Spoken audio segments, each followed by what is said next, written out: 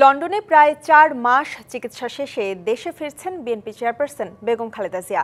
বাংলাদেশ সময় আজ রাত ৯টা ১০ কাতার আমিরের দেয়া বিশেষ এয়ার অ্যাম্বুলেন্সে ঢাকার উদ্দেশ্যে রওনা দেবেন সাবেক এই প্রধানমন্ত্রী। মঙ্গলবার সকাল 10:30টায় হজরত আন্তর্জাতিক শাহজালাল বিমানবন্দরে অবতরণ করবে বিএনপি চেয়ারপারসনকে বহনকারী অ্যাম্বুলেন্সটি। প্রস্তুত রয়েছে বেগম খালেদা জিয়ার গুলশানের বাসভবন ফিরোজা। নেতাকর্মীদের অভ্যর্থনা জানাতে দেয়া হয়েছে বেশ কিছু নির্দেশনা।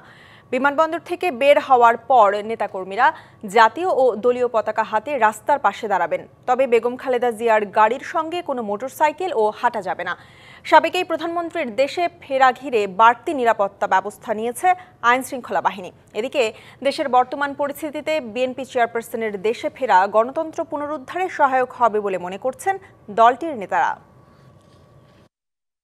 দেশনেত্রী বেগম খালেদা জিয়া চিকিৎসা শেষে আবার মোটামুটি সুস্থ শরীরে দেশে প্রত্যাবর্তন করছেন।